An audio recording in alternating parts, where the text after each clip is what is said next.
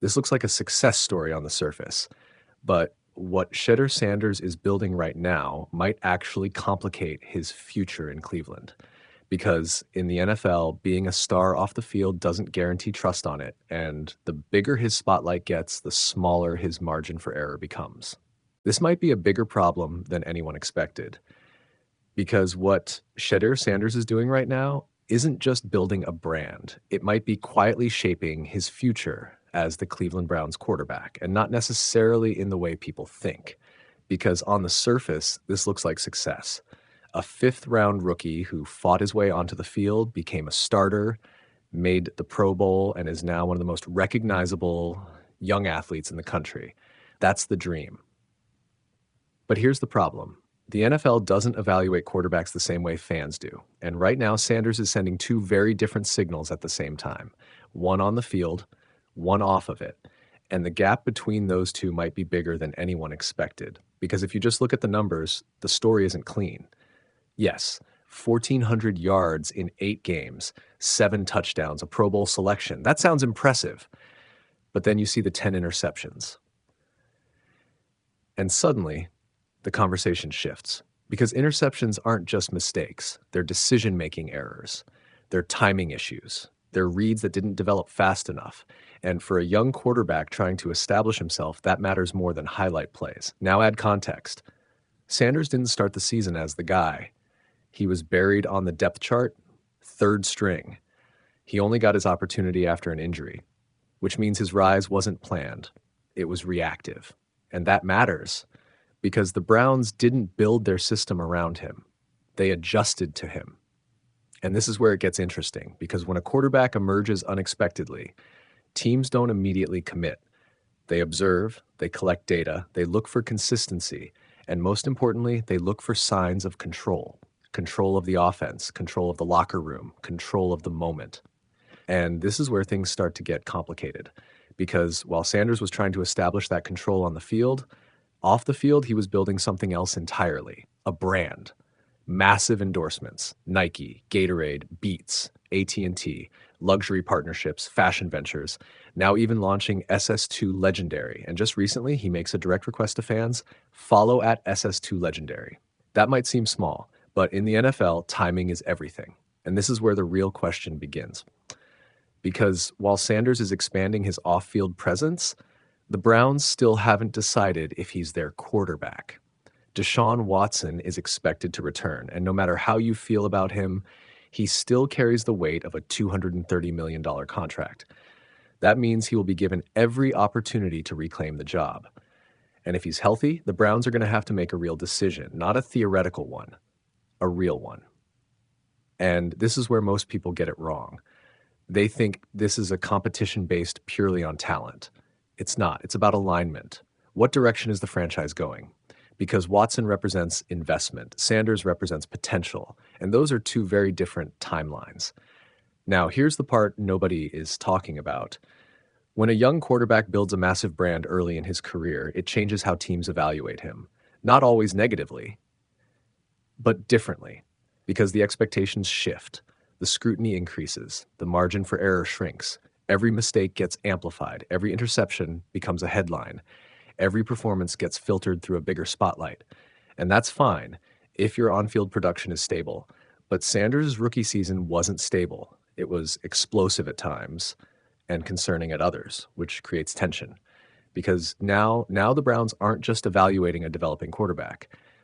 They're evaluating a developing quarterback with a national profile. And that comes with pressure.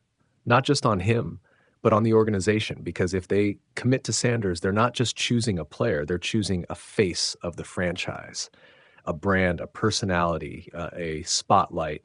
And if they don't commit, that spotlight doesn't go away. It just becomes distraction. And this is where it gets even more interesting because historically, the NFL has had a complicated relationship with highly marketable young quarterbacks. If you win, the brand amplifies success. If you struggle, the brand amplifies criticism. There's no middle ground.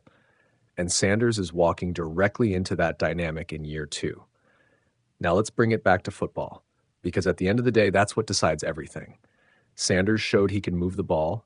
He showed flashes of high-level accuracy. He showed confidence in big moments. But the interceptions tell a different story. They suggest he's still processing the speed of the NFL, still adjusting to defensive disguises, still learning when not to force a play. And those are things you can't fix overnight.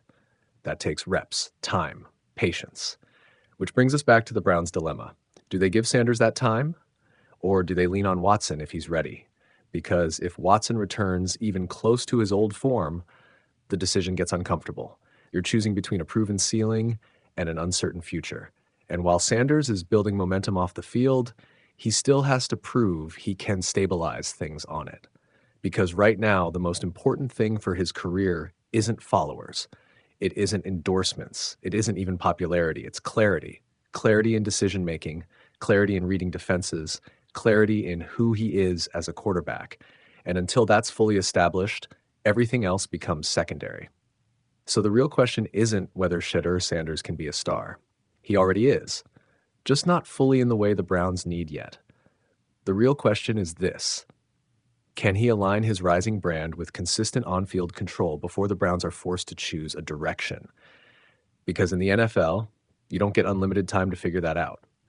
This might be a bigger problem than anyone expected, because Shedeur Sanders just finished his first NFL season, and instead of locking in his role on the field, he's expanding his brand off of it.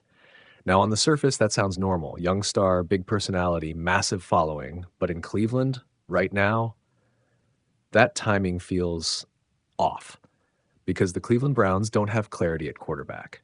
They have a question, a real one, and Sanders is right in the middle of it. He started the year buried on the depth chart, third string, after falling all the way to the fifth round. That alone created pressure. Then the opportunity came, midseason. Injury opens the door, he steps in, flashes something, wins a game, takes over the job, and suddenly the narrative flips. Now he's the future. Or at least he could be. But here's the problem. The production didn't fully match the hype. 1,400 yards, 7 touchdowns, 10 interceptions. That's not dominance, that's development. And in the NFL, development doesn't guarantee patience. And this is where it gets interesting, because even after finishing the season as the starter, nothing is settled. Deshaun Watson is coming back, still on a massive contract, still a factor, still someone the organization has invested in. So now you have a split reality. Sanders has momentum, Watson has money, and the Browns, they have a decision they're trying to delay. But that's not the full story, because while all of that uncertainty is building, Sanders is building something else, his brand, new ventures, new projects, telling fans to follow his latest move, SS2 Legendary. And again, that's not wrong. That's the modern NFL. But here's where it becomes a real conversation, because when your on-field role isn't secure, everything off the field gets viewed differently. Fair or not. If you're a locked-in franchise quarterback, nobody cares what you build. But if you're still fighting for the job, every move gets questioned. Every distraction gets magnified. Every headline starts to carry a different tone.